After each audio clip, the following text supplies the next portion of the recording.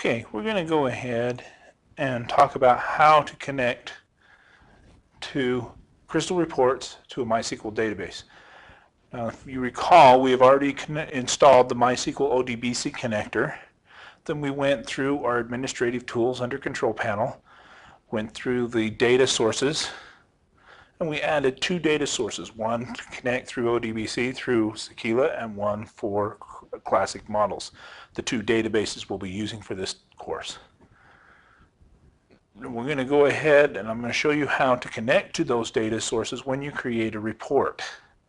I'm just going to go ahead and click on a blank report right now. And it's going to ask us for connections. Now I've already connected to the Sequila one previously, so it's in my connections. To connect to a database for the first time, we go through here to ODBC and we select this Make New Connection.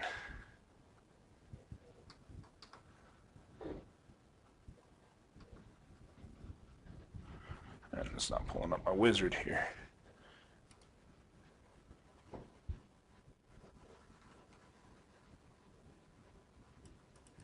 There we go. All right, so I'm going to go ahead and I'm going to connect to classic models. Now remember, we created Sequila and classic models. All these here are the ODBC connections I have under data sources. They're things that I've created or were created for me. So I'm going to select classic models and I'm going to say next. It's going to ask for a user ID and a password. That is to connect to MySQL. If you recall, I used root as my user ID and no password. I'll finish here. Now classic models is in there. You can now see the classic models database with all of its tables. I'm going to select a table and pop it over there. Now the customers table I am now connected to. That's a basic connection in Crystal Reports. I'm just going to pull from one table. Say OK.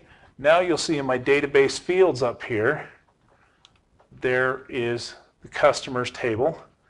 In the customers table, there is all the fields available in there. So now we're connected to that table and we can access that information. And Crystal Reports will help us write the queries to go get that information out. But that is a simple connection through